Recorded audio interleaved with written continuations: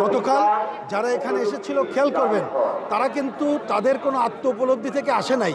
তারা এটাকে একটা বিজনেস লাইক কাজ করার জন্য এসেছে, কিন্তু তরুণ প্রজন্ম তাদেরকে মোক্ষম জবাব দিয়েছে বলে আমি মনে করি। এত বছর পরও আমরা 1952-এর ভাষা আন্দোলনের চেতনা, গণতন্ত্র, অসাম্প্রদায়িকতা, নিজস্ব সাংস্কৃতিক ঐতিহ্য এবং মুক্ত বুদ্ধির চেতনাকেই অগ্রসর করতে পারিনি। পদে পদে নানা বাধা হয়েছে। পাকিস্তানের স্বৈরাচার শাসনের সময় আমরা এটা নানাভাবে বাধাপ্রাপ্ত হয়েছি। নতুন নতুন বক্তব্য সামনে এনে এটাকে বাধাগ্রস্ত করার চেষ্টা হয়েছিল এবং এই 54-55 বছরও আমরা সেইখানে ওই অর্থ অগ্রগতি ঘটাতে পারিনি। সাম্প্রতিক সময়ের যে গণ অভ্যুত্থান সংগঠিত হল 24-এ, তারপরে আমাদের সামনে যে সুযোগ ছিল, আমরা দেখলাম সাম্প্রদায়িক অপশক্তি এইটাকে পেছনের দিকে টেনে ধরতে চেয়েছিল। কিন্তু এটা আনন্দের সাথে বলতে হচ্ছে, নির্বাচনকে সামনে রেখে আমরা দেখলাম জনগণ তাদের বিরুদ্ধে রায় ঘোষণা করেছে। এই প্রেক্ষিতে এবার যে 21শে ফেব্রুয়ারি আমরা বীর শহীদদের শ্রদ্ধা জানাতে এসেছি।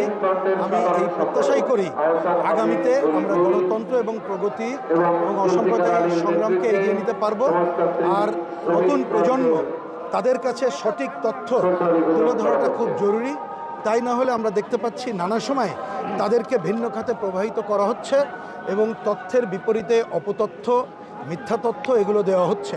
আমি মনে করি রাষ্ট্র এবং সরকারের এইটা প্রধান দায়িত্ব এবং আমরা যারা আজকে এখানে শ্রদ্ধা নিবেদন করতে এসেছি এবং এই আন্দোলনেরই অংশ মনে করি, আমরাও এই দায়িত্ব যদি পালন করতে পারি তাহলে এই শহীদদের প্রতি শ্রেষ্ঠ শ্রদ্ধা নিবেদন করা হবে বলে আমি মনে করি।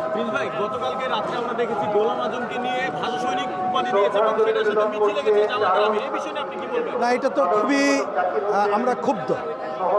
এর থেকে ক্ষুব্ধ এবং এই শহীদ মিনার এইটাকের মধ্য দিয়ে কেউ কেউ যেটা অপবিত্র করতে চেয়েছিল সেইটা আমাদের জন্য কাঙ্ক্ষিত না।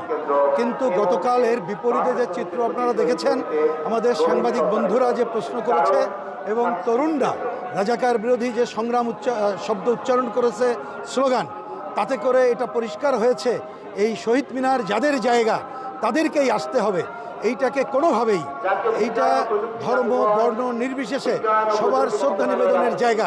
এইখানে বিশেষ ধর্মের লেবাস যেমন দেওয়া যাবে না, বিশেষ উদ্দেশ্য কেউ যদি ব্যবহার করতে চায় তার বিরুদ্ধেই জনগণকে সোচ্চার হতে হবে। গতকাল যারা এখানে এসেছিল খেয়াল করবেন, তারা কিন্তু তাদের কোনো আত্ম উপলব্ধি থেকে আসে নাই।